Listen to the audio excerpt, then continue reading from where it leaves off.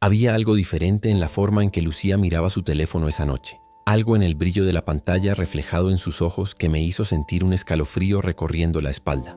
Después de 23 años de matrimonio, uno aprende a leer esos pequeños detalles, esas señales imperceptibles que los demás no notan. Pero yo sí las notaba. Siempre las noté. Me llamo Roberto Castellano. Tengo 47 años. Y durante más de 2 décadas he construido mi vida alrededor de 2 pilares fundamentales: mi familia y mi trabajo como arquitecto en un estudio modesto del centro de Madrid.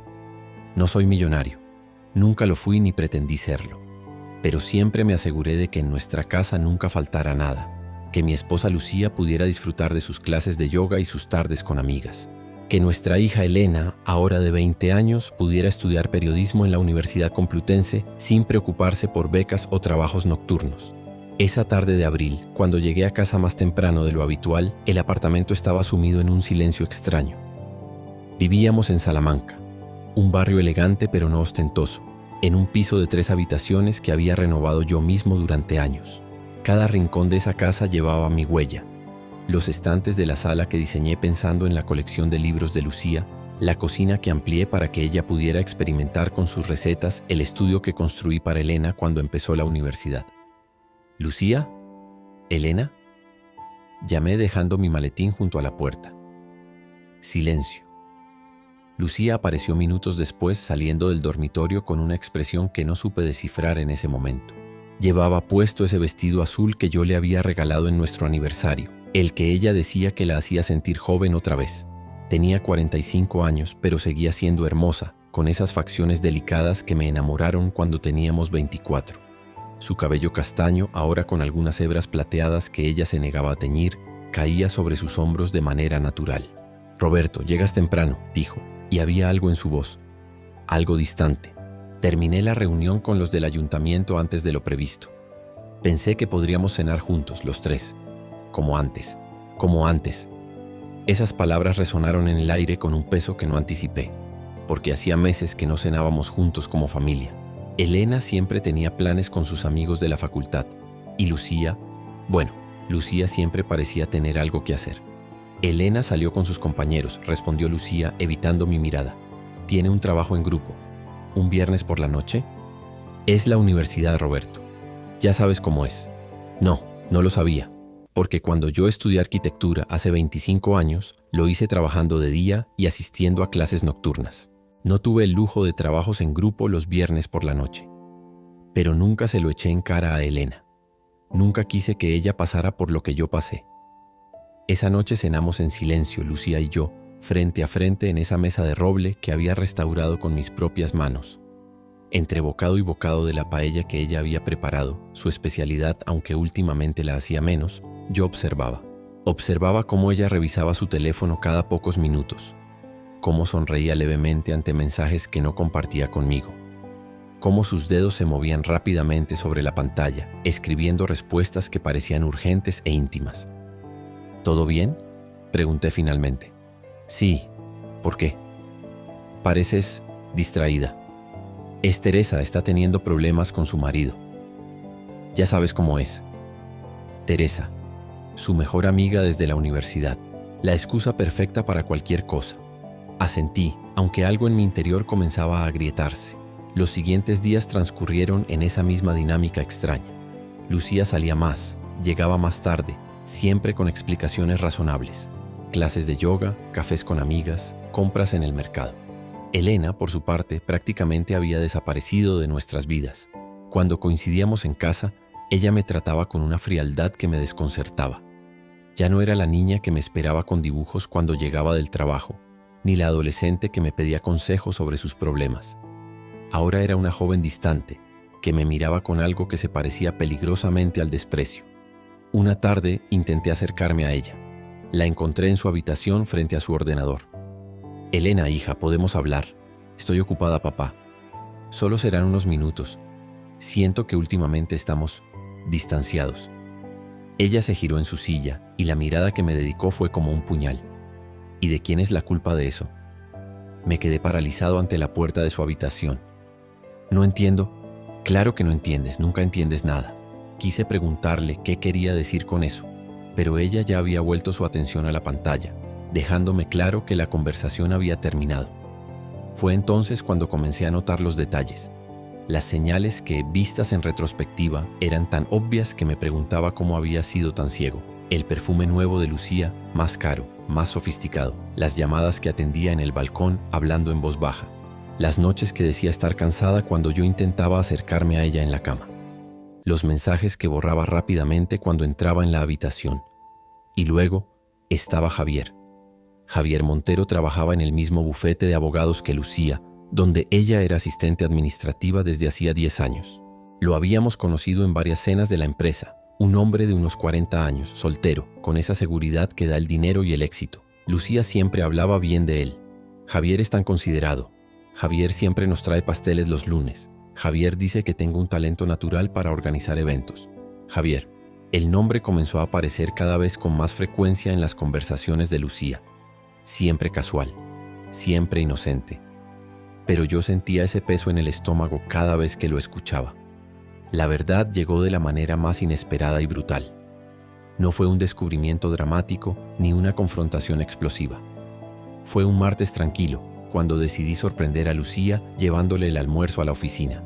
Ella había olvidado su fiambrera en casa esa mañana, y yo pensé que sería un gesto bonito, romántico incluso. Un intento de recuperar algo de esa conexión que sentía perderse entre nosotros. El bufete estaba en pleno barrio de Chamberí, en un edificio señorial reformado. Subí las escaleras hasta el tercer piso, la fiambrera en una mano y un ramo pequeño de margaritas en la otra. Sus flores favoritas, o al menos lo habían sido. La recepcionista me conocía de las cenas de empresa. «Señor Castellano, qué sorpresa. ¿Busca a Lucía?» «Sí, le traje el almuerzo». «Oh, qué detallista. Creo que salió hace unos minutos con el señor Montero. Tenían una reunión externa». Algo en la forma en que lo dijo, en ese tono ligeramente incómodo, hizo que se me revolviera el estómago. ¿Una reunión? Sí, bueno. La recepcionista pareció dudar. Salen juntos a menudo últimamente. Las palabras flotaron en el aire como una sentencia. Me quedé allí, parado como un idiota sosteniendo las margaritas y la fiambrera, mientras el mundo comenzaba a desmoronarse a mi alrededor. La recepcionista debe haber notado mi expresión porque rápidamente añadió. Para reuniones de trabajo, claro. El señor Montero está llevando varios casos importantes. Pero ya era tarde. La semilla de la sospecha que había estado creciendo en silencio acababa de florecer en una certeza dolorosa. Esa noche confronté a Lucía. No de manera agresiva, no con gritos ni acusaciones. Simplemente le pregunté, con la voz más tranquila que pude reunir. ¿Hay algo que quieras contarme? Ella estaba quitándose los pendientes frente al espejo del dormitorio. Sus manos se detuvieron un instante, casi imperceptiblemente, antes de continuar. ¿Sobre qué? Sobre ti y Javier. El silencio que siguió fue ensordecedor. Lucía se giró lentamente hacia mí, y en sus ojos vi algo que jamás había visto en 23 años de matrimonio. Culpa mezclada con desafío. No era la mirada de alguien inocente enfrentando una acusación injusta. Era la mirada de alguien que ha sido descubierto y está decidiendo si seguir mintiendo o liberarse del peso del secreto. «Roberto», comenzó, pero su voz se quebró. «¿Cuánto tiempo?», pregunté. Mi voz sonaba extrañamente calmada, como si perteneciera a otra persona. Como si yo estuviera flotando sobre la escena, observando mi propia vida desmoronarse desde una distancia segura. «No es lo que piensas». Me reí. Fue una risa amarga, sin humor, que me sorprendió incluso a mí mismo. ¿Sabes qué es lo curioso, Lucía? Esa es exactamente la frase que dice todo el mundo cuando es exactamente lo que uno piensa. Ella se sentó en el borde de la cama, esa cama que habíamos compartido durante más de 2 décadas. La cama donde había nacido nuestra hija en un parto en casa porque Lucía había querido algo íntimo y natural. La cama donde nos habíamos consolado mutuamente cuando perdimos a mi padre.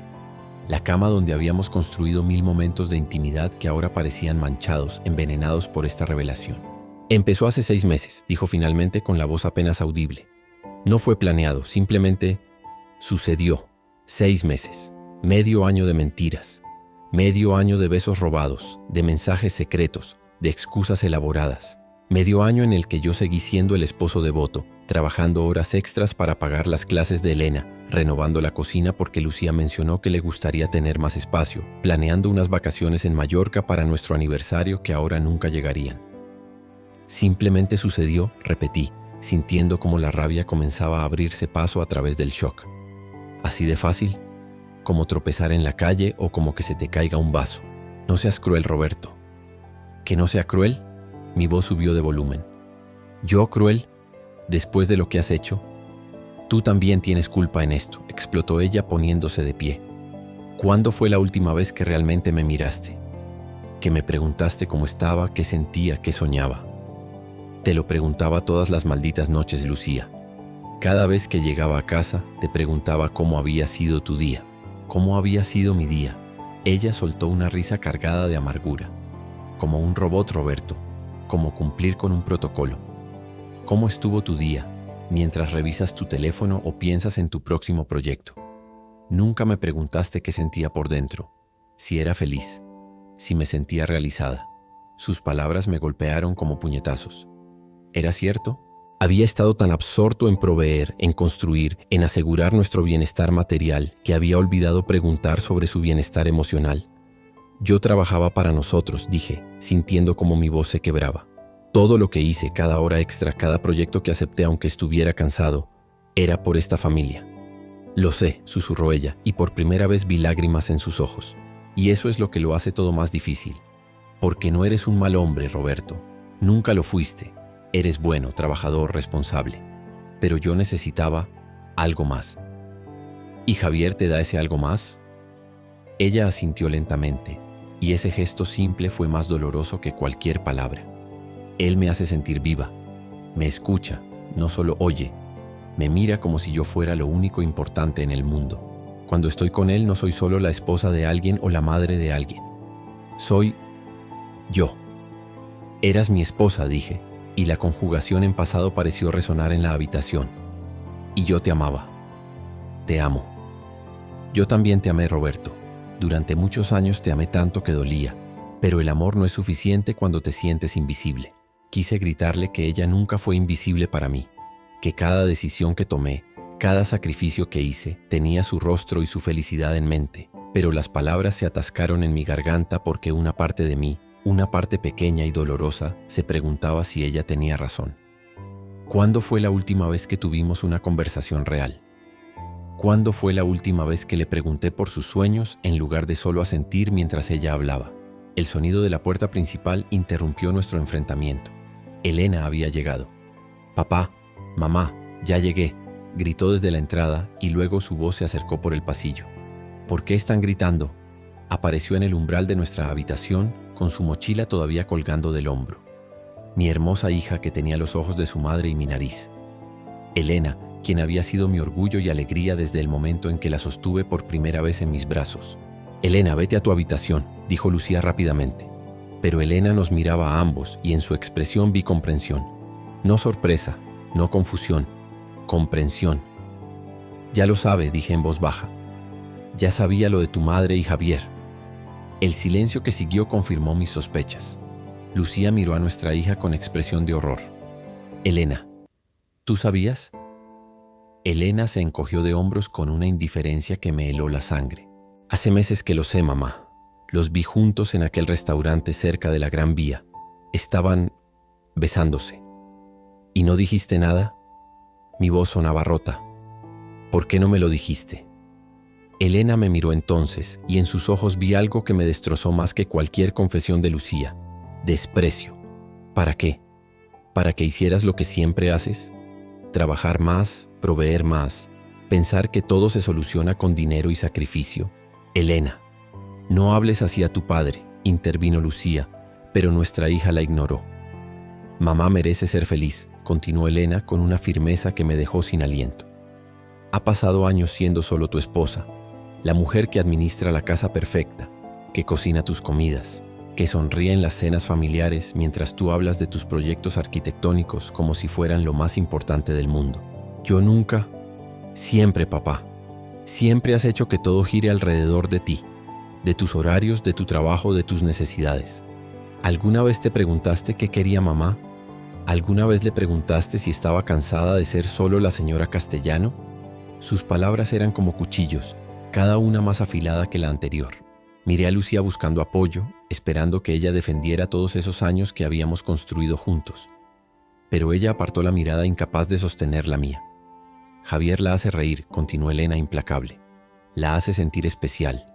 He visto cómo ella brilla cuando habla de él, cómo sonríe de verdad, no esa sonrisa educada que te dedica a ti cuando llegas a casa. Basta, susurré. No, no basta, porque tú necesitas escuchar esto. Necesitas entender que no todo el mundo quiere la vida que tú diseñaste para ellos. Mamá no es una de tus obras arquitectónicas, papá. No puedes simplemente planearla, construirla y esperar que funcione según tu visión. Me senté en la cama sintiendo como las piernas me fallaban. Mi hija, mi propia hija, estaba del lado de quien había destruido nuestra familia. ¿Cuándo empezaste a odiarme?, pregunté, mirando a Elena con lágrimas en los ojos. Ella parpadeó y por un momento vi un destello de la niña que solía ser, pero se desvaneció rápidamente. No te odio, papá. Solo estoy cansada de fingir que somos la familia perfecta que tú crees que somos. Elena, ya es suficiente, dijo Lucía, finalmente encontrando su voz. Ve a tu habitación. Tu padre y yo necesitamos hablar. ¿Para qué?, respondió Elena con amargura. ¿Para que le mientas más? ¿Para que él siga viviendo en su mundo de ilusiones? He dicho que te vayas. Elena nos miró a ambos una última vez antes de salir, dejando un silencio denso y doloroso en su estela. Lucía y yo nos quedamos allí, en ese dormitorio que de repente parecía pertenecer a extraños.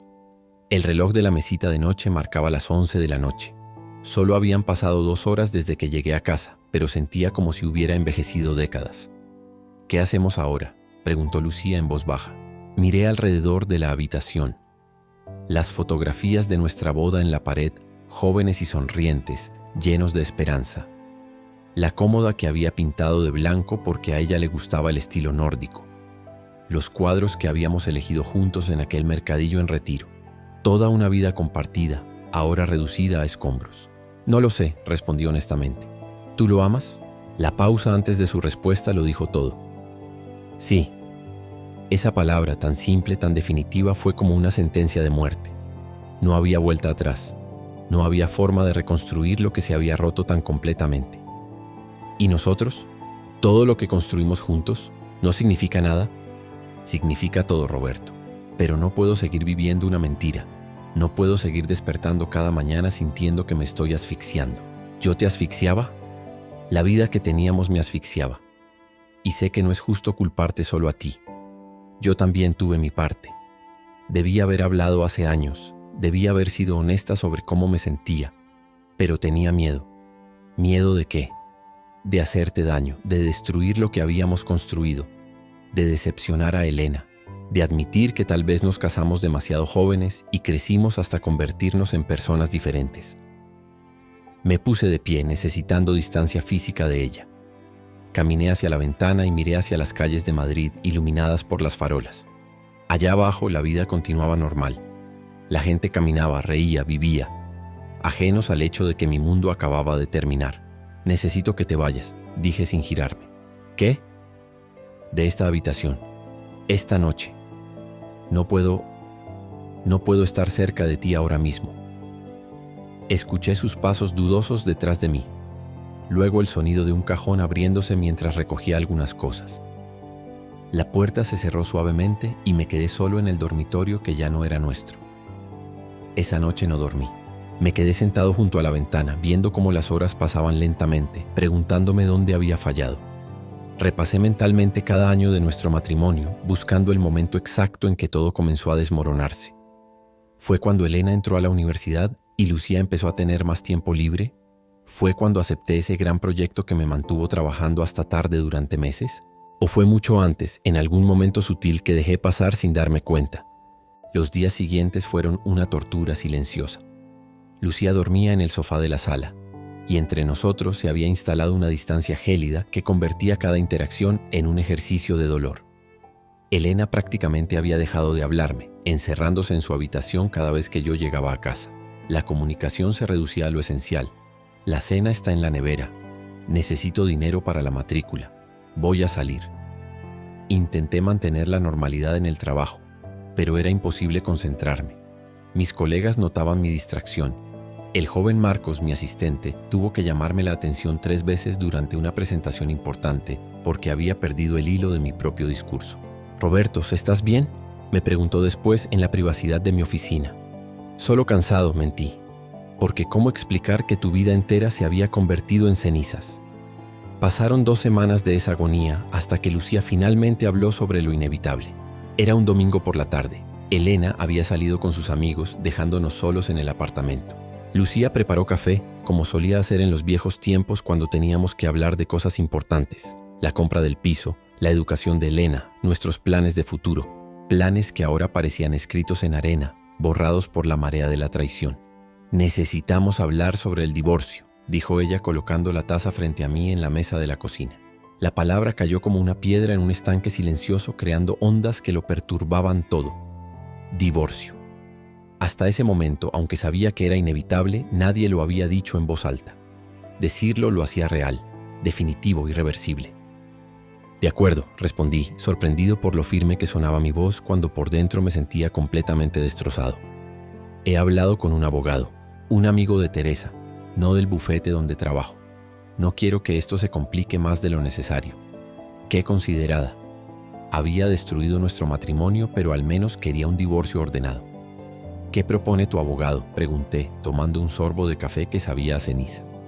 «Una separación de bienes equitativa. El piso está a nombre de ambos, podríamos venderlo y dividir el dinero. O uno de nosotros podría comprar la parte del otro». Miré alrededor de la cocina. Cada azulejo, cada gabinete, cada detalle había sido elegido con amor. Recordé las tardes que pasamos debatiendo si el color de las paredes debía ser beige cálido o gris claro. Cómo Lucía insistió en tener una ventana grande que dejara entrar el sol de la mañana. Cómo yo instalé personalmente esa lámpara que colgaba sobre la mesa porque el electricista quería cobrar una fortuna. «Me quedo con el piso», dije. «Te pagaré tu parte». Ella pareció sorprendida. «Roberto, no tienes que...». «Sí, tengo que hacerlo. Es lo único que me queda de lo que construimos. No voy a renunciar a eso también». «Está bien», aceptó en voz baja. «¿Y sobre Elena? ¿Qué pasa con Elena? Ella va a quedarse conmigo». Sentí como si me hubieran dado un puñetazo en el estómago. «Tiene 20 años, Lucía. Puede decidir dónde quiere vivir. Ya lo ha decidido. Quiere venirse conmigo». «¿A dónde?», pregunté, aunque una parte de mí ya sabía la respuesta. «Javier tiene un piso en Chamartín. Es más grande, con 3 habitaciones. Elena puede tener su propio espacio allí». La imagen se formó en mi mente con claridad dolorosa. Mi esposa, mi hija y el hombre que había destruido mi familia, viviendo juntos como una familia nueva. Una familia donde yo era el excluido, el descartado, el reemplazado. «¿Ya lo tienen todo planeado?». Mi voz temblaba de ira contenida. ¿Cuánto tiempo llevan organizando esta nueva vida mientras yo seguía trabajando como un idiota para mantenerlas? «No es así, Roberto». «Entonces, ¿cómo es? ¿Cuándo pensaban decírmelo? ¿O iban a esperar a que un día llegara a casa y encontrara el piso vacío con una nota de despedida? Estoy tratando de ser honesta contigo ahora». «¿Honesta?». Me levanté de la silla bruscamente. ¿Quieres una medalla por finalmente decirme la verdad después de 6 meses de mentiras? Después de planear tu nueva vida con otro hombre mientras yo seguía siendo el esposo fiel». Las lágrimas corrían por sus mejillas, pero ya no me conmovían. Ya no sentía más que un vacío frío donde antes habitaba el amor. «Lo siento», susurró. «Sé que no sirve de nada, pero lo siento». «No, no sirve de nada», coincidí, y salí de la cocina antes de decir algo de lo que pudiera arrepentirme. Esa noche, mientras yacía despierto en la cama que alguna vez fue nuestra, escuché a Elena llegar. Oí voces murmurando en la sala.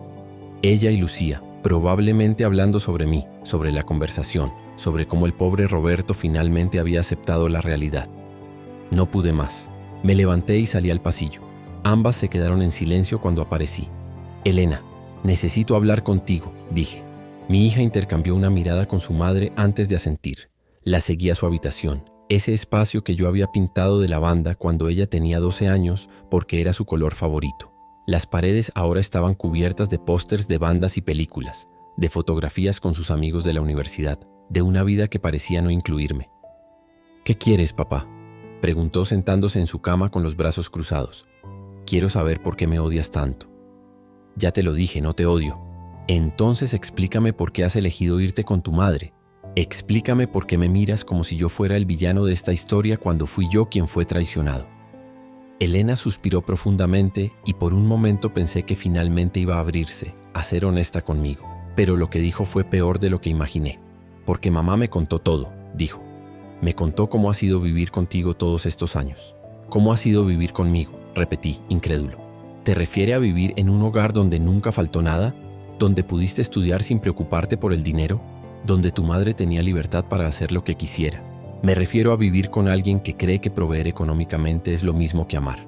Alguien que piensa que pagar las cuentas le da derecho a controlar todo.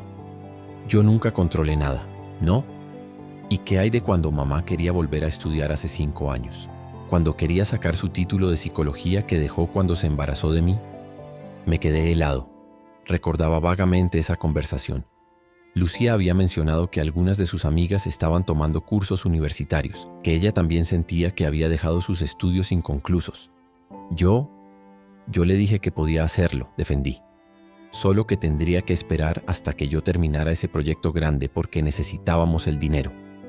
El proyecto que duró 2 años, dijo Elena con amargura. Y cuando terminó, ya había otro proyecto, y luego otro. Siempre había una razón para posponer los sueños de mamá. Estaba construyendo nuestro futuro. Estabas construyendo tu futuro, papá. Tu carrera, tu reputación, tu estudio. Y esperabas que nosotras estuviéramos agradecidas de ser parte de él. Sus palabras eran como veneno, infectando cada recuerdo que yo tenía de nuestros años juntos. ¿Era cierto? ¿Había sido tan egoísta sin darme cuenta? Yo trabajaba para ustedes, insistí, sintiendo como mi voz se quebraba. Todo lo que hice fue por esta familia. No, papá. Trabajabas porque eso es lo que te hace sentir importante. Tu trabajo te define. Nosotras solo éramos accesorios de tu vida perfectamente planificada. Eso no es cierto, protesté, pero incluso yo podía oír la duda en mi voz. ¿Cuándo fue la última vez que me preguntaste sobre mi carrera?, continuó Elena. ¿Sobre lo que estoy estudiando? ¿Sobre mis artículos? ¿Sobre mis ambiciones? ¿Alguna vez te has interesado realmente o solo preguntas por compromiso? Abrí la boca para responder, pero las palabras no llegaron, porque tenía razón. Yo preguntaba sí, pero ¿realmente escuchaba? ¿O solo esperaba que ella terminara de hablar para poder contarle sobre mi día, mis problemas, mis proyectos? Elena, comencé, pero ella me interrumpió. Y luego está lo de mamá. Javier la ve, papá. Realmente la ve, no como un accesorio o una administradora del hogar. La ve como una mujer inteligente, interesante, con sus propios sueños y aspiraciones. Yo también la veía así. ¿Ah, sí? ¿Cuándo fue la última vez que la llevaste a cenar sin que fuera para celebrar algo tuyo? ¿Cuándo fue la última vez que le preguntaste qué libro estaba leyendo o qué pensaba sobre algo que no fuera la lista de compras o el menú de la semana? Cada pregunta era un martillazo, demoliendo la imagen que yo tenía de mí mismo como esposo y padre devoto. No sabía que ella se sentía así, dije débilmente, porque nunca preguntaste realmente, porque asumiste que proveer era suficiente, porque creciste creyendo que ser un buen hombre significaba trabajar duro y traer dinero a casa, sin entender que las personas necesitan más que eso.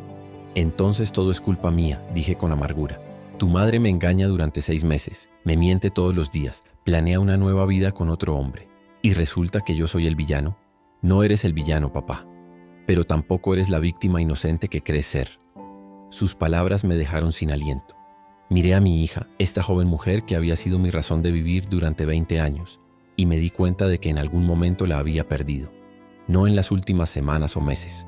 La había perdido gradualmente, año tras año, conversación superficial tras conversación superficial, mientras yo estaba demasiado ocupado construyendo mi carrera para construir una verdadera relación con ella.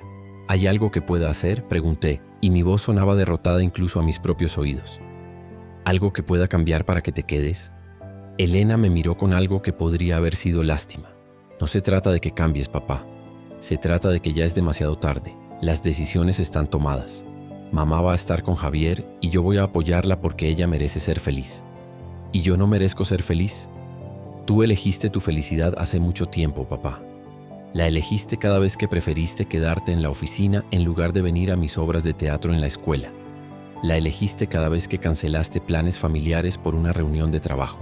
La elegiste cada vez que le dijiste a mamá que estabas demasiado cansado para escuchar sobre su día. Quise rebatir cada punto, defender cada decisión. Pero la verdad era que ella tenía razón en muchas cosas. Yo había priorizado el trabajo, pensando que eso era lo que un buen padre hacía. Había construido una carrera sólida, un hogar confortable, una estabilidad económica, pero en el proceso Había olvidado construir conexiones emocionales reales. Lo siento, dije finalmente. Si es que eso significa algo, lo siento muchísimo. Lo sé, papá. Pero lo siento no es hace 20 años de desconexión. Salí de su habitación sintiéndome como un hombre muerto caminando. En el pasillo me encontré con Lucía, que obviamente había estado escuchando. Nuestras miradas se cruzaron y en la de ella vi una mezcla compleja de emociones. Culpa, pena, pero también determinación. ¿Cuándo se van?, pregunté. El próximo fin de semana. Ya tenemos algunas cajas empacadas. Asentí porque no había nada más que decir. Volví al dormitorio que ahora era solo mío y cerré la puerta. El día que se fueron fue un sábado gris de mayo. Madrid estaba sumida en una de esas lluvias persistentes que parecen llevarse consigo cualquier rastro de alegría. Yo me había ofrecido a ayudar con las cajas, más por masoquismo que por verdadera voluntad. Pero Elena rechazó mi oferta con un escueto «ya tenemos ayuda». La ayuda, por supuesto, era Javier. Lo vi por primera vez cuando llegó en su BMW negro, estacionándose frente a nuestro edificio con la naturalidad de alguien que ya había hecho ese trayecto muchas veces. Era tal como lo recordaba de las cenas de empresa. Alto, de complexión atlética, con ese cabello perfectamente peinado hacia atrás y esa sonrisa confiada que probablemente practicaba frente al espejo. Vestía casual pero caro. Jeans oscuros, una camisa blanca impecable, un reloj que probablemente costaba más que mi salario de 3 meses. Me quedé en la ventana de la sala, observando como un espectro mientras él ayudaba a cargar las cajas en el maletero. Lucía bajó primero con una maleta y la forma en que él la recibió, tomándola suavemente del brazo, sonriéndole, diciendo algo que la hizo reír, fue como un cuchillo en el pecho. Esa debería ser mi mano en su brazo. Yo debería ser quien la hiciera reír. Elena bajó después cargando su mochila y una caja con sus libros. No miró hacia arriba, hacia la ventana donde yo estaba. No se despidió. Lucía sí subió una última vez. La escuché en el pasillo, sus pasos familiares resonando en el apartamento que pronto estaría completamente silencioso. Apareció en el marco de la puerta de la sala, con las llaves del piso en la mano. «Vine por las últimas cosas», dijo, «y a dejar esto». Colocó las llaves sobre la mesita de café, ese gesto final de renuncia. «¿Así que esto es todo?», pregunté. «¿23 años reducidos a cajas y llaves devueltas? Roberto, por favor, ¿está él abajo esperándote?». No pude evitar la pregunta, aunque sabía que solo me haría más daño. «Sí». «¿Vas a presentármelo?». «Ya sabes, el hombre que se acostaba con mi esposa. Pensé que sería lo correcto al menos». «No hagas esto más difícil de lo que ya es». «¿Difícil para quién, Lucía? ¿Para ti? Porque para mí ya no puede ser más difícil». Ella se acercó unos pasos y pude ver que sus ojos estaban enrojecidos. Al menos había llorado. Eso era algo. «Sé que piensas que soy un monstruo», dijo, «y tal vez tengas razón, pero necesito que entiendas que no hice esto para lastimarte. Lo hice porque estaba muriendo por dentro, Roberto. Cada día que pasaba sintiéndome invisible, cada noche durmiendo al lado de alguien que estaba físicamente presente pero emocionalmente ausente, era como ahogarme lentamente. Pudiste habérmelo dicho. Antes de traicionarme, pudiste haberme dado la oportunidad de cambiar. Lo intenté. Durante años lo intenté. Pero tú nunca escuchabas realmente. Y llegó un punto en que ya no tenía fuerzas para seguir intentando. Quise gritarle que eso no justificaba el engaño. Que si era tan infeliz, debió haber pedido el divorcio antes de buscar consuelo en los brazos de otro hombre. Pero estaba cansado. Tan increíblemente cansado de pelear, de intentar entender, de buscar sentido en algo que simplemente dolía. «Vete», dije en voz baja. «Él está esperando». Lucía dudó un momento como si quisiera decir algo más, pero finalmente asintió y se dirigió hacia la puerta. Se detuvo en el umbral. «Cuídate, Roberto». «Igualmente». Y se fue. Escuché sus pasos alejándose por el pasillo, el sonido del ascensor, el silencio pesado que dejó atrás. Me acerqué a la ventana y los vi. Javier abriendo la puerta del copiloto para Lucía con un gesto caballeroso, Elena acomodándose en el asiento trasero, los tres hablando y riendo sobre algo mientras el motor se encendía. Se fueron. Y yo me quedé solo en ese apartamento lleno de recuerdos y fantasmas. Los primeros días fueron los peores. Me despertaba temprano por costumbre, esperando oler el café que Lucía siempre preparaba. Llegaba a casa y gritaba «¿Ya llegué?», antes de recordar que nadie respondería. Ponía la mesa para 3 personas antes de darme cuenta de mi error. El trabajo se convirtió en mi único refugio, pero incluso allí era difícil concentrarme. Mis colegas notaban mi estado y trataban de ser amables, ofreciéndome invitaciones a cenas y eventos sociales que yo rechazaba sistemáticamente. No tenía energía para fingir que estaba bien, para sonreír y hacer conversación trivial mientras mi vida se desmoronaba. Una noche, después de otra jornada larga en la oficina, llegué a casa y encontré un sobre en el buzón. Reconocí la letra de inmediato. Era de Elena. Con manos temblorosas lo abrí. «Papá», comenzaba la carta. «Sé que las cosas entre nosotros no están bien, y sé que gran parte de la culpa es mía. He sido dura contigo, tal vez más de lo que merecías. Mamá me pidió que te escribiera, que intentara explicarte mejor por qué tomé la decisión de irme con ella. La verdad es que no te odio. Nunca te odié, pero sí estoy enojada, y creo que tengo derecho a estarlo. ¿Recuerdas cuando tenía 10 años y gané ese concurso de escritura en la escuela? Escribí un cuento sobre una niña cuyo padre era arquitecto, tan ocupado construyendo edificios que se olvidó de construir recuerdos con su hija. La profesora lo leyó y lloró. Dijo que era profundo para una niña de mi edad. Tú nunca lo leíste, papá. Te lo di y dijiste que lo leerías en la noche, pero nunca lo hiciste. Encontré ese cuento hace unos meses cuando estaba limpiando mi habitación. Todavía estaba en el sobre original, sin abrir. Ese es solo un ejemplo de muchos. Mi graduación de primaria donde llegaste 2 horas tarde porque tenías una reunión. Mi obra de teatro en secundaria donde ni siquiera apareciste porque estabas en Barcelona por trabajo. Mi cumpleaños número 16 cuando prometiste que lo celebraríamos solo nosotros 2, pero terminaste invitando a tus colegas y hablando de arquitectura toda la noche. Acumulas suficientes de estos momentos, papá, y eventualmente forman una pared. Una pared tan alta que ya no puedo ver al otro lado, donde tal vez haya un padre que realmente me quiere, pero que no sabe cómo demostrarlo. Cuando vi a mamá con Javier, mi primera reacción fue contártelo. Iba a hacerlo, pero luego la vi realmente feliz por primera vez en años. La escuché reír de esa forma que había olvidado que podía reír, y me di cuenta de que ella merecía esa felicidad, incluso si llegaba de una manera imperfecta. No justifico el engaño. Sé que mamá debió ser honesta contigo desde el principio, pero también entiendo por qué no lo fue. Porque en nuestra familia las conversaciones difíciles siempre se posponían. Los sentimientos siempre eran secundarios a la estabilidad, a mantener las apariencias, a no causar problemas. Tal vez algún día podamos reconstruir algo, papá. Pero ahora necesito estar con mamá. Ella me necesita y honestamente yo también la necesito a ella. Espero que encuentres tu propia felicidad. De verdad lo espero. Elena. Leí la carta 3 veces. Cada palabra hundiéndose más profundo en mi conciencia. El cuento que nunca leí. Las ausencias que había justificado con trabajo. Los momentos perdidos que no podían recuperarse. Me serví un whisky, algo que rara vez hacía, y me senté en el sofá a oscuras.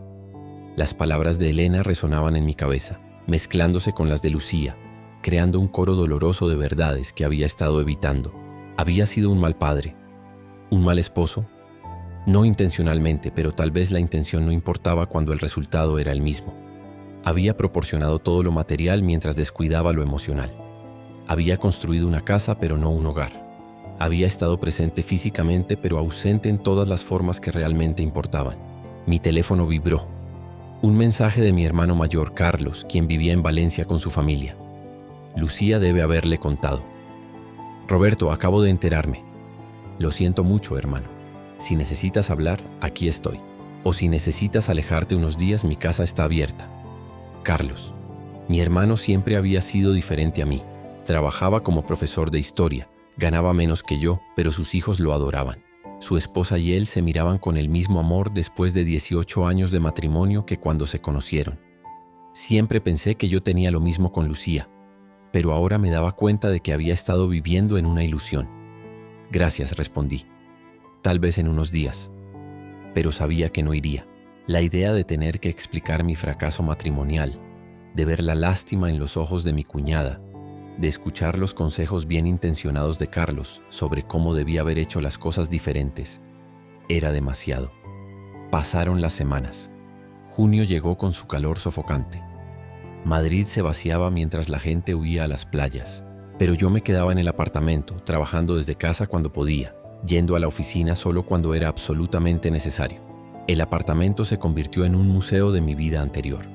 No tuve el valor de quitar las fotografías de las paredes o de guardar las cosas que Lucía había dejado atrás, su colección de libros de cocina, algunas prendas de ropa que olvidó un perfume a medio usar en el baño.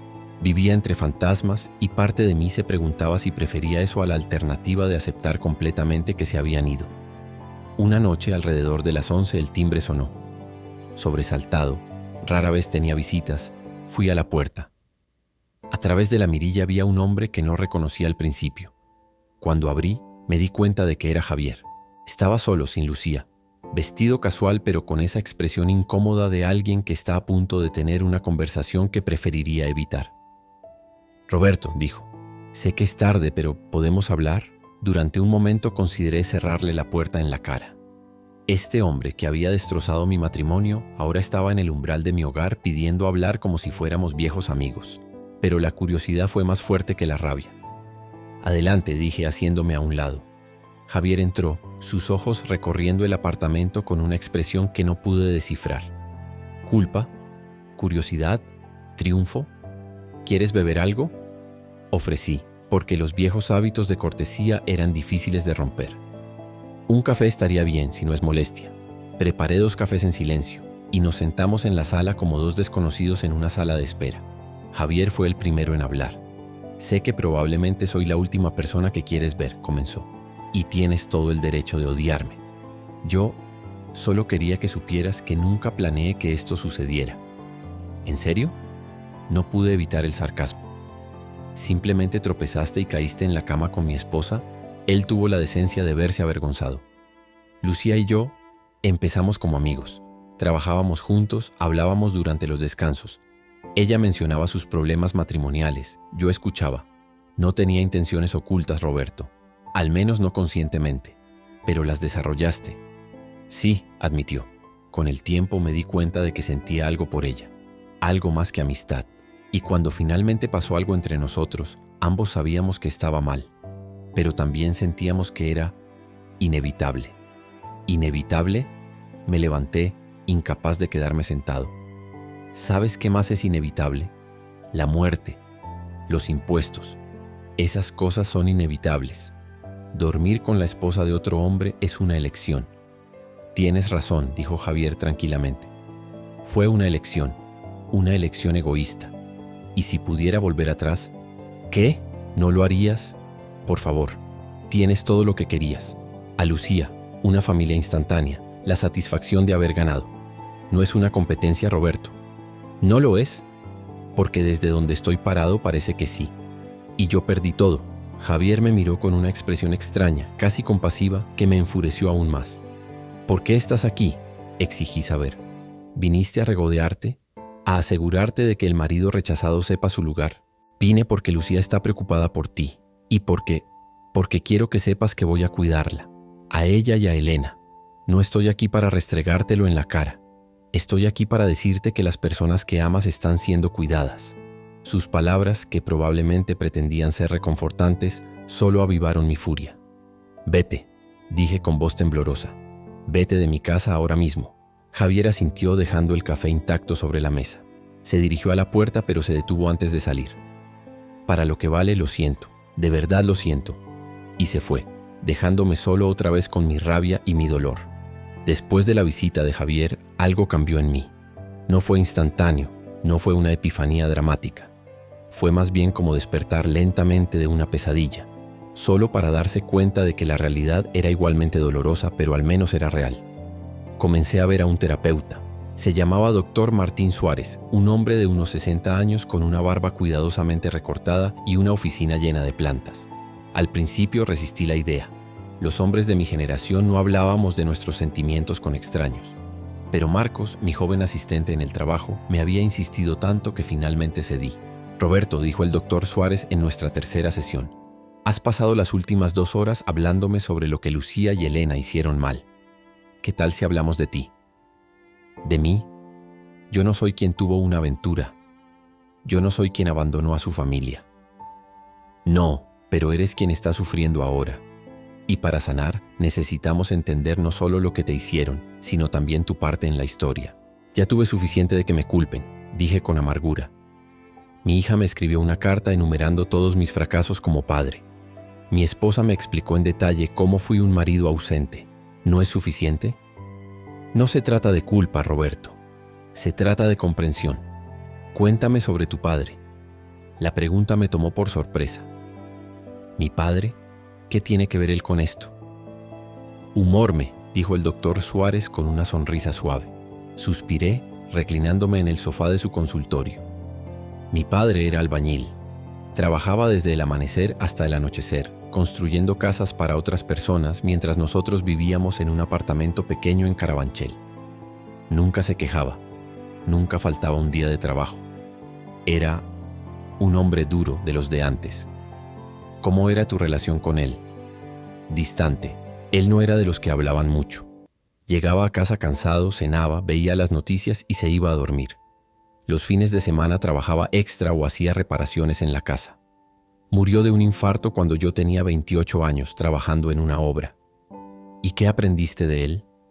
Que un hombre debe trabajar duro, que debe proveer para su familia, que el sacrificio personal es parte de ser un buen padre y esposo. ¿Te dijo él estas cosas? No hacía falta decirlas, las vivía. El doctor Suárez asintió escribiendo algo en su libreta. ¿Y esos valores los aplicaste en tu propia familia? Por supuesto, quería darle a Lucía y Elena todo lo que yo no tuve.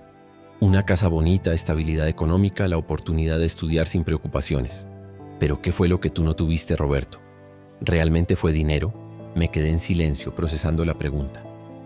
Mi padre nunca me dijo que estaba orgulloso de mí, admití finalmente. Nunca fue a mis eventos escolares. Nunca me preguntó sobre mis dibujos de arquitectura, sobre mis sueños. Yo quería ser diferente con Elena. ¿Y lo fuiste? La verdad me golpeó como un martillo. No lo había sido. Había repetido exactamente el mismo patrón, pensando que proveer económicamente era suficiente, que trabajar duro era la máxima expresión de amor. Había cometido los mismos errores de mi padre, solo que con mejor salario. Dios mío, susurré. Soy igual a él. No exactamente igual, corrigió el doctor Suárez. Tienes la capacidad de reconocerlo, y el reconocimiento es el primer paso hacia el cambio. Salí de esa sesión sintiéndome extrañamente vulnerable, pero también, por primera vez en meses, con un atisbo de claridad. Esa noche, en lugar de quedarme en casa como había estado haciendo, decidí caminar por el Retiro. Madrid en julio era una ciudad diferente. Los turistas llenaban las calles, las terrazas rebosaban de gente disfrutando del clima cálido. Familias paseaban con sus hijos, parejas se besaban bajo los árboles. Yo caminaba entre ellos como un fantasma, observando vidas que continuaban mientras la mía parecía haberse detenido. Me senté en un banco cerca del estanque y saqué mi teléfono. Tenía varios mensajes sin leer de colegas, uno de mi hermano Carlos, pero ninguno de Elena o Lucía. Abrí la galería de fotos y comencé a desplazarme hacia atrás en el tiempo. Ahí estaba Elena a los 5 años, con su uniforme del primer día de escuela, sonriendo sin dientes delanteros.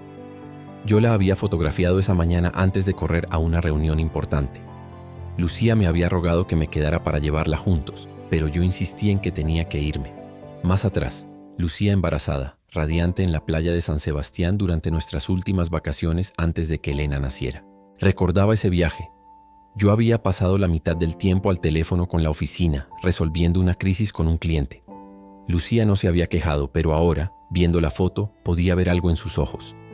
Una tristeza sutil que en ese momento no había notado. Seguí retrocediendo. Nuestra boda en una pequeña iglesia en las afueras de Madrid. Ambos tan jóvenes, tan llenos de esperanza. Yo con mi traje prestado, ella con el vestido de su madre alterado. No teníamos dinero, pero teníamos amor. ¿O lo teníamos? ¿O incluso entonces yo estaba más enfocado en construir un futuro que en disfrutar el presente? ¿Roberto? La voz me sobresaltó. Levanté la vista y vi a Teresa, la mejor amiga de Lucía. Estaba sola, vestida con ropa deportiva, probablemente había estado corriendo. Teresa, dije, sintiéndome súbitamente incómodo. ¿Puedo? Señaló el espacio en el banco a mi lado. Asentí y ella se sentó manteniendo una distancia respetuosa entre nosotros. ¿Cómo estás?, preguntó. Sobreviviendo. Lucía me contó todo. Sé que probablemente me odias ahora por haber sido su confidente. No te odio, Teresa. Solo no entiendo cómo todos a mi alrededor sabían lo que estaba pasando menos yo. porque no querías verlo, Roberto. Y digo esto sin juzgarte, de verdad. A veces es más fácil vivir en la negación que enfrentar verdades dolorosas. ¿Tú sabías lo de Javier desde el principio? Teresa dudó antes de responder. Sospechaba. Lucía empezó a cambiar hace como un año. Estaba más viva, sonreía más, se arreglaba diferente. Cuando finalmente me lo contó, no me sorprendió tanto como me entristeció. ¿Te entristeció? ¿No deberías estar celebrando la felicidad de tu amiga? Puedo estar triste por ti y feliz por ella al mismo tiempo, Roberto. Las emociones no son blanco o negro. Lucía es mi mejor amiga, pero también te aprecio. Los he visto crecer juntos durante más de 20 años. ¿Ella está bien?, pregunté, sorprendiéndome a mí mismo por hacer la pregunta. Está ajustándose. La vida con Javier es diferente de lo que tenía contigo. Él es más expresivo, más comunicativo, pero también está lidiando con mucha culpa. Bien, dije con amargura. Debería sentirse culpable. Roberto, ¿puedo decirte algo? Algo que tal vez no quieras escuchar, pero que creo que necesitas oír. Asentí preparándome para más verdades dolorosas. Lucía te amó profundamente. Durante muchos años fuiste su mundo entero. Pero el amor no es estático. Necesita ser nutrido, alimentado, renovado constantemente. Y en algún punto ambos dejaron de hacer eso. Tú te enfocaste en el trabajo. Ella se resignó al silencio. Ninguno luchó realmente por salvar lo que tenían hasta que ya era demasiado tarde. Yo habría luchado si ella me hubiera dicho que había un problema. ¿De verdad? ¿O habrías prometido cambiar y luego vuelto a las mismas rutinas una semana después?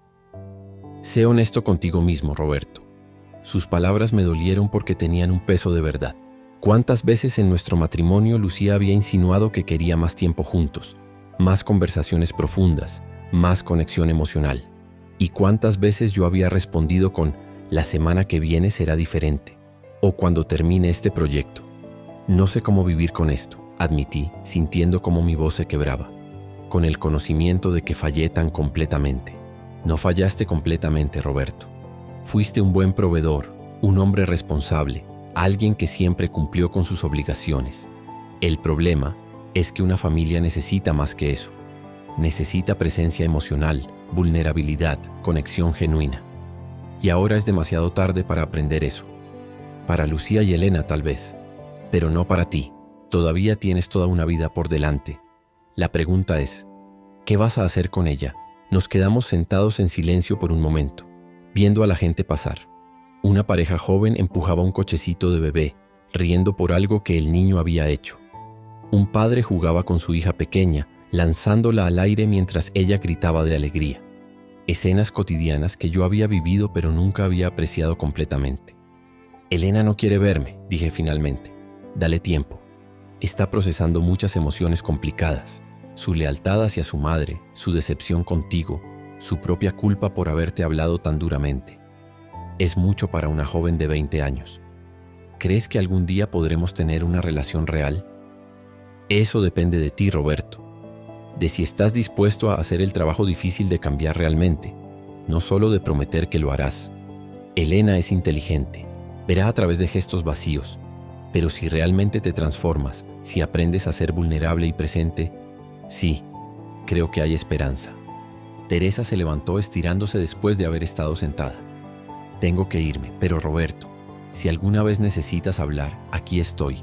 No tengo que elegir bandos. Puedo ser amiga de Lucía y aún preocuparme por ti. Gracias, Teresa, de verdad. La vi alejarse trotando y me quedé allí mientras el sol comenzaba a ponerse sobre Madrid.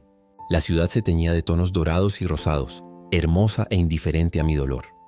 Esa noche, de vuelta en el apartamento vacío, hice algo que no había hecho en años. Escribí. No un informe técnico o una propuesta de proyecto, sino mis pensamientos y sentimientos. Comencé con una lista de todos los momentos que había perdido.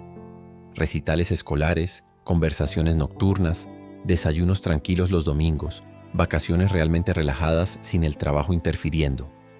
Luego escribí una carta, no para enviarla, solo para mí mismo. Una carta a Elena explicando todo lo que ahora entendía, todo lo que había estado demasiado ciego para ver antes, admitiendo mis fallas sin excusas ni justificaciones. Querida Elena, escribí, tienes razón, en todo, no leí tu cuento. No estuve presente en los momentos importantes. Convertí mi trabajo en mi identidad y a mi familia en algo secundario. Creí que proveer económicamente era suficiente porque eso fue lo que me enseñaron. Pero estaba equivocado.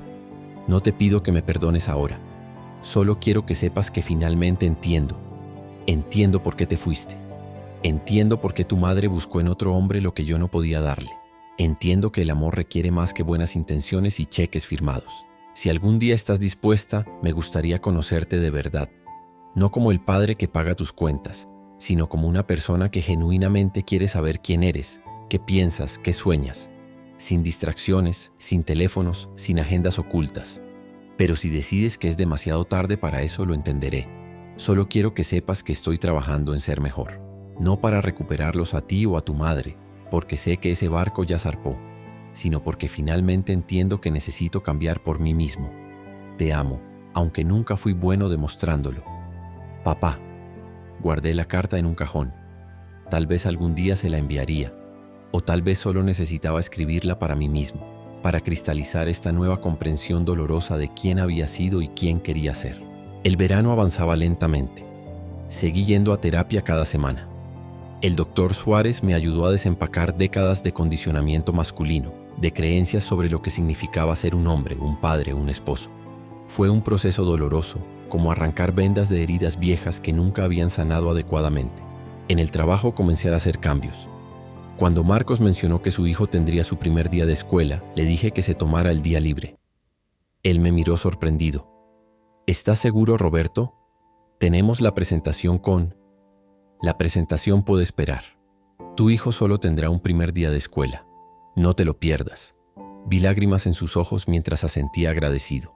Y me di cuenta de que tal vez, aunque había fallado con mi propia familia, podía ayudar a otros a no cometer los mismos errores.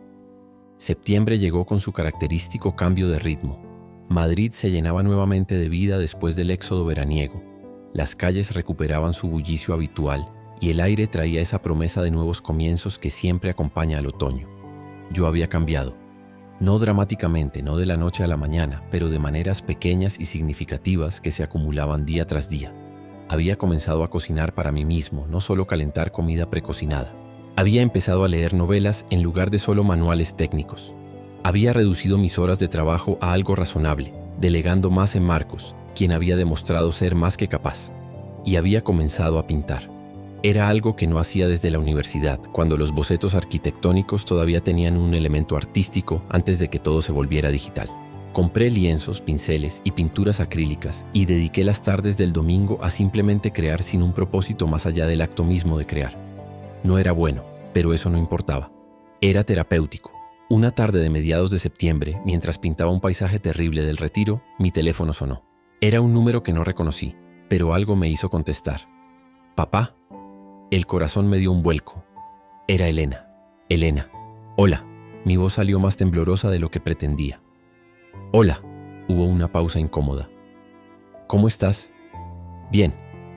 «Mejor. ¿Y tú? ¿Cómo va la universidad?» «Bien. Empezaron las clases otra vez. Estoy tomando un curso de periodismo de investigación que me encanta». «Eso suena maravilloso», dije, y realmente lo pensaba. «Cuéntame sobre eso». Y ella lo hizo. Durante 20 minutos, Elena me habló sobre su profesor, sobre las técnicas que estaban aprendiendo, sobre un artículo que estaba investigando sobre gentrificación en Madrid. Yo solo escuché, haciendo preguntas cuando era apropiado, sin interrumpir, sin desviar la conversación hacia mí. «Papá», dijo finalmente, «¿podríamos vernos? ¿Tal vez tomar un café?» «Me encantaría», respondí, intentando no sonar demasiado desesperado. «Me encantaría», respondí, intentando no sonar demasiado desesperado. «¿Cuándo te viene bien?» «¿Este sábado?» «Hay una cafetería cerca de la universidad que me gusta mucho. Allí estaré». Después de colgar, me quedé mirando el teléfono como si fuera un objeto mágico. Elena quería verme. Después de 4 meses de silencio, mi hija quería verme. El sábado llegó envuelto en nerviosismo. Me cambié de camisa 3 veces. Llegué a la cafetería media hora antes. Pedí un café que apenas toqué mientras esperaba. Cuando Elena apareció, vestida con jeans y una chaqueta vaquera, su cabello recogido en una cola de caballo, sentí que me faltaba el aire. «Hola, papá», dijo, y había cautela en su voz, pero también algo más suave. «Hola, cariño». Nos sentamos en una mesa junto a la ventana. Elena pidió un café con leche y un croissant. Yo pedí otro café que probablemente tampoco tomaría. Gracias por venir, dije. Gracias por querer venir, respondió ella. Sé que he sido dura contigo. Tenías derecho a hacerlo, tenías razón en todo lo que dijiste. Elena me miró con sorpresa. ¿De verdad lo crees? Sí, he estado yendo a terapia, Elena. Trabajando en entender por qué hice las cosas que hice, o más bien por qué no hice las cosas que debía haber hecho. Y tienes razón. Fui un padre ausente emocionalmente. Creí que proveer era suficiente, pero no lo era. Ella jugueteó con su taza de café, procesando mis palabras. Mamá me dijo que Javier fue a verte. Sí, fue incómodo.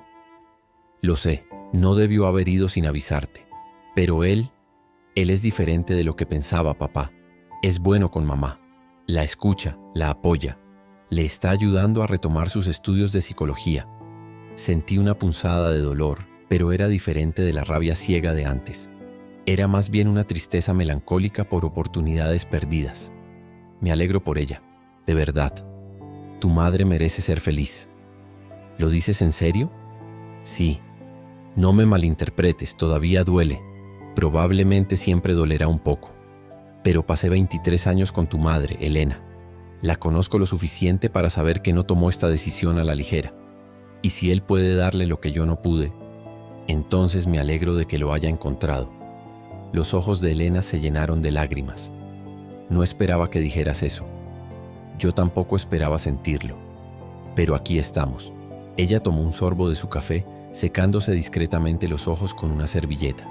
He estado pensando mucho en esa carta que escribí, dijo. Fui cruel en algunas partes. Fuiste honesta. Hay una diferencia. Tal vez. Pero también he estado recordando los buenos momentos. Y sí los hubo, papá. ¿Recuerdas cuando me enseñaste a andar en bicicleta en el retiro? Corriste detrás de mí durante horas hasta que lo logré. Sonreí ante el recuerdo. Y luego no podías parar y casi te estrellas contra ese estanque. Tú me salvaste justo a tiempo. Se rió. O cuando me ayudaste con ese proyecto de ciencias en primaria, el de construir un puente con palitos de helado. Pasamos todo el fin de semana trabajando en eso. Y ganaste el segundo lugar, porque tú hiciste la mayor parte del trabajo, admitió con una sonrisa. La profesora probablemente lo sabía. Eras una niña de 9 años construyendo un puente. Por supuesto que ayudé. Eras una niña de 9 años construyendo un puente. Por supuesto que ayudé. Nos quedamos en silencio, pero era un silencio cómodo. El hielo se había roto, al menos un poco. Papá, dijo Elena finalmente, no espero que seamos súper cercanos de inmediato. No espero que todo se arregle con un café. Pero me gustaría intentarlo. Intentar conocernos realmente, como personas adultas, no solo como padre e hija por obligación. Me gustaría eso más que nada en el mundo, dije sintiendo cómo mi voz se quebraba. Y prometo que esta vez seré diferente. No el padre que promete cambiar y luego vuelve a las mismas rutinas, sino alguien que realmente ha cambiado. Lo sé. Teresa me contó que has estado yendo a terapia. Y mamá dice que has estado llamándola para hablar sobre todo. Sobre los errores. Sobre cómo podrían haber hecho las cosas diferentes. Tu madre y yo tuvimos una conversación larga hace unas semanas, expliqué. Dolorosa pero necesaria. Creo que ambos necesitábamos ese cierre, esa comprensión mutua de cómo llegamos aquí. ¿Cómo llegaron? 2 personas buenas que se amaban pero que crecieron en direcciones diferentes, que dejaron de comunicarse realmente en algún punto y se conformaron con una existencia paralela en lugar de una vida compartida. No hay un villano en esta historia, Elena. Solo personas imperfectas tomando decisiones imperfectas. Elena asintió pensativamente. La terapia también me está ayudando. He estado viendo a alguien en la universidad. Me di cuenta de que cargaba mucha rabia que no sabía de dónde venía realmente. ¿Y ahora lo sabes? Creo que estaba enojada contigo por no ser el padre que necesitaba, pero también estaba enojada conmigo misma por no haber dicho nada antes, por haber guardado silencio durante años y luego explotar de una vez. Y estaba enojada con mamá por poner su felicidad en tus manos en lugar de buscarla por sí misma hasta que fue demasiado tarde para salvar el matrimonio. Eres muy sabia para tu edad, dije con admiración genuina. O simplemente muy destrozada, bromeó, pero había verdad detrás del humor. Terminamos nuestros cafés y pedimos otros. La conversación fluyó más fácilmente ahora, hablando de su vida en la universidad, de mis nuevos hobbies. Ella se rió cuando le conté sobre mis intentos de pintar, del libro que ambos estábamos leyendo casualmente. Cuando finalmente nos levantamos para irnos, ya había oscurecido. El otoño llegaba temprano este año. ¿Podemos hacer esto otra vez?, preguntó Elena. ¿Tal vez en 2 semanas? Cuando quieras, cariño, estoy aquí. Ella dudó un momento. Luego se acercó y me dio un abrazo. No fue el abrazo efusivo de su infancia cuando solía correr hacia mí gritando «papá» cada vez que llegaba a casa. Pero fue un abrazo real, genuino, y me aferré a él como a un salvavidas. «Te quiero, papá», susurró. «Yo también te quiero, Elena. Más de lo que las palabras pueden expresar». Los meses siguientes trajeron una rutina nueva. Elena y yo nos veíamos cada 2 o 3 semanas, a veces para café, otras para caminar por el Retiro, una vez para ir a una exposición de arte que ella quería ver. Cada encuentro era un paso pequeño hacia la reconstrucción de nuestra relación, ladrillo a ladrillo. Lucía y yo también establecimos una comunicación cordial. No éramos amigos, probablemente nunca lo seríamos, pero habíamos llegado a un lugar de respeto mutuo. Ella me contó sobre sus estudios de psicología, ahora que finalmente estaba retomándolos. Yo le hablé sobre los cambios que estaba haciendo en mi vida. Firmamos los papeles de divorcio en noviembre, en la oficina de un notario, civilizadamente, sin drama. ¿Estás bien?, me preguntó después mientras salíamos del edificio. Sí, respondí, y me sorprendió darme cuenta de que era verdad. Creo que finalmente estoy bien. Me alegro, Roberto, de verdad. Nunca quise destruirte. Solo quería encontrarme a mí misma. Lo sé, y yo necesitaba esta destrucción para poder reconstruirme mejor. Nos despedimos con un abrazo corto, y cada uno siguió su camino. Yo caminé de vuelta a mi apartamento. Ya no lo llamaba nuestro apartamento. Era simplemente el mío ahora, sintiéndome extrañamente ligero. El divorcio estaba finalizado. Esa etapa de mi vida había terminado oficialmente, pero otra estaba comenzando. En diciembre, Marcos me invitó a la cena de Navidad de su familia. Al principio quise rechazar. La idea de pasar las fiestas rodeado de una familia feliz y unida parecía dolorosa, pero algo en su insistencia genuina me hizo aceptar. Su casa era pequeña pero cálida, llena del ruido alegre de niños jugando y adultos riendo. Su esposa Carmen me recibió con un abrazo y me presentó a sus padres, sus hermanos, una constelación de familia que me aceptó sin preguntas. Durante la cena, observé cómo Marcos interactuaba con sus hijos, escuchando realmente cuando hablaban, riendo con sus chistes tontos, limpiando narices y secando lágrimas con la misma naturalidad. Vi cómo él y Carmen se miraban, esas pequeñas miradas llenas de amor y complicidad que Lucía y yo habíamos perdido hacía mucho tiempo. «Roberto», dijo el padre de Marcos en un momento tranquilo, «Marcos me ha contado que has pasado por tiempos difíciles». «Sí», admití, «un divorcio no es fácil». «Nunca lo es. Pasé por uno hace 30 años antes de conocer a la madre de Carmen. Pensé que nunca me recuperaría. Pero mira ahora. Tengo una familia maravillosa, nietos que adoro, una vida plena. ¿Cómo lo superaste?» «No lo superé, aprendí de ello. Usé esa experiencia para ser mejor la segunda vez. Y si me permites un consejo, no cierres tu corazón por miedo a volver a sufrir. El dolor es parte de estar vivo, muchacho». Sus palabras resonaron en mí durante días después. La Navidad la pasé con mi hermano Carlos en Valencia. Fue extraño estar lejos de Madrid durante las fiestas, pero también liberador. Sus hijos, mis sobrinos, me arrastraron a jugar videojuegos y construir castillos de Lego. Mi cuñada Patricia me incluyó en todas las actividades sin hacerme sentir como el proyecto de caridad de la familia. «Siempre supe que Lucía no era la indicada para ti», dijo Carlos una noche mientras tomábamos cerveza en su terraza después de que todos se hubieran ido a dormir. «¿Por qué nunca dijiste nada?» «Porque no era mi lugar. Y porque pensé que tal vez estaba equivocado, que tal vez ustedes encontrarían su camino. Pero siempre vi esa distancia entre ustedes, incluso en los buenos tiempos». «Teníamos buenos tiempos», defendí, aunque ya no estaba seguro. «Tenían tiempos cómodos. Hay una diferencia. Comodidad no es lo mismo que conexión. Eres muy sabio para ser profesor de historia», bromeé. «La historia nos enseña sobre las personas, hermanito. Y las personas son complicadas». De vuelta en Madrid para Año Nuevo, me encontré solo en el apartamento cuando el reloj marcó la medianoche. Oí los fuegos artificiales explotando sobre la ciudad, las celebraciones de los vecinos. Pero no me sentí triste. Tomé una copa de cava, Brindé conmigo mismo y me prometí que este año sería diferente. Y lo fue. Enero trajo nuevas oportunidades. Un colega me invitó a unirme a un grupo de arquitectos que se reunían mensualmente para discutir proyectos creativos, no comerciales. Comencé a asistir a clases de pintura en un taller cerca de casa. Me uní a un club de lectura que se reunía en una librería de Malasaña. Lentamente comencé a construir una vida que era mía, no definida por mi trabajo o por mi rol como esposo y padre. Era aterrador, pero también emocionante. En febrero, Elena me invitó a cenar en el apartamento que compartía con Lucía y Javier. Mi primer instinto fue rechazar, pero ella insistió. Papá, sé que es raro, pero creo que todos necesitamos esto. Necesitamos normalizar la situación. Somos adultos, podemos hacer esto. Así que fui. Javier abrió la puerta y por un momento nos miramos fijamente. Luego extendió su mano. Roberto, gracias por venir. Gracias por recibirme, respondí estrechándola. El apartamento era bonito, moderno, más grande que el nuestro, que el mío. Lucía apareció de la cocina, secándose las manos en un delantal. Roberto, dijo con una sonrisa nerviosa. Pasa, por favor. La cena fue sorprendentemente agradable. Hablamos de política, de arquitectura.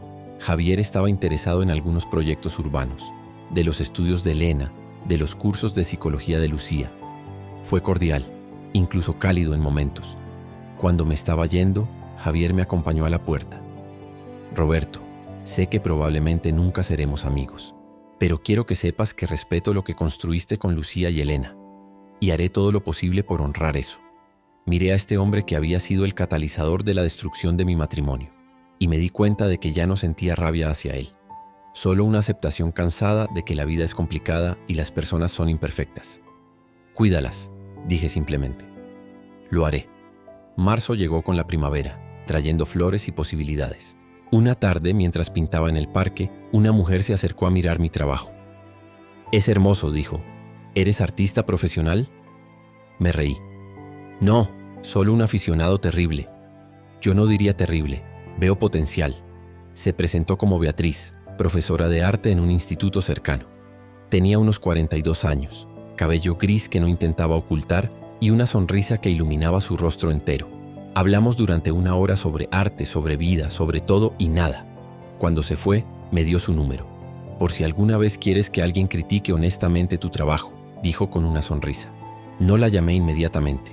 Todavía estaba trabajando en mí mismo, en sanar, en aprender a estar solo sin sentirme solitario. Pero guardé su número, y esa pequeña posibilidad me hizo sonreír. En abril, Elena y yo fuimos a un concierto juntos. Era una banda que a ella le gustaba, música que yo nunca habría elegido por mi cuenta. Pero estar allí con ella, viendo cómo se iluminaba con cada canción, cantando las letras que se sabía de memoria, fue mágico. Gracias por venir, papá, dijo después mientras caminábamos de vuelta al metro. Sé que no es tu tipo de música, pero es el tuyo, y eso lo hace especial. Ella me tomó del brazo y caminamos así por las calles de Madrid, padre e hija, encontrando nuestro camino de vuelta el uno al otro. Mayo trajo mi cumpleaños número 48. No planeé nada especial, pero Elena apareció en mi puerta con un pastel pequeño. No es gran cosa, dijo. Pero pensé que no deberías estar solo hoy. Comimos pastel y vimos una película, acurrucados en el sofá, como solíamos hacer cuando ella era pequeña. Y me di cuenta de que, aunque había perdido tanto, también estaba ganando algo precioso. Una relación real y auténtica con mi hija. Una tarde de junio, casi un año después de que todo se desmoronara, me encontré sentado en el mismo banco del retiro donde Teresa me había encontrado. Pero esta vez no estaba perdido en el dolor. Estaba observando la vida a mi alrededor, apreciándola de una manera que nunca antes había hecho. Mi teléfono vibró. Era un mensaje de Elena. Mamá y yo vamos a ir al mercado del Rastro el domingo. ¿Quieres venir? Sonreí. La idea de pasar tiempo con Lucía todavía traía una punzada de melancolía, pero ya no era insoportable. Éramos dos personas que habían compartido una vida, que habían creado algo hermoso juntos en Elena y que ahora seguían caminos separados, pero no necesariamente enemistados. Me encantaría, respondí. Guardé el teléfono y miré al cielo azul de Madrid. Había sobrevivido. Más que eso, estaba creciendo. No era el mismo hombre que había sido un año atrás, cuando su mundo se derrumbó en esa habitación con las llaves devueltas y las promesas rotas. Era alguien nuevo, alguien que estaba aprendiendo que el amor no se trata solo de proveer, sino de estar presente, que las relaciones requieren vulnerabilidad, no solo responsabilidad, que está bien no tener todas las respuestas, está bien fallar, está bien ser imperfecto, siempre y cuando sigas intentando ser mejor. La traición había sido dolorosa, las palabras de Elena habían sido devastadoras, la pérdida había sido casi insoportable. Pero al otro lado de todo ese dolor había encontrado algo que no sabía que necesitaba, la oportunidad de conocerme realmente a mí mismo, de desmantelar las creencias limitantes que había heredado, de construir una vida basada en conexión genuina en lugar de obligaciones. ¿Merecía lo que me pasó? Probablemente esa era la pregunta equivocada. La pregunta correcta era, ¿qué iba a hacer con lo que me pasó? Y la respuesta era clara.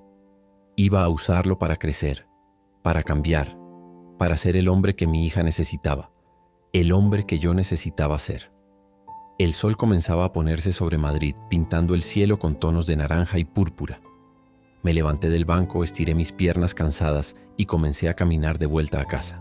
No a una casa vacía llena de fantasmas, sino a mi hogar donde había aprendido a estar solo sin sentirme solitario, donde había pinturas terribles colgadas con orgullo en las paredes, donde había libros a medio leer en cada superficie, donde había vida. Mi vida. Y por primera vez en mucho tiempo, eso era suficiente. Gracias por haberme acompañado en este viaje. Si esta historia resonó contigo, no olvides dejar un like y suscribirte al canal para más reflexiones sobre la vida y el amor.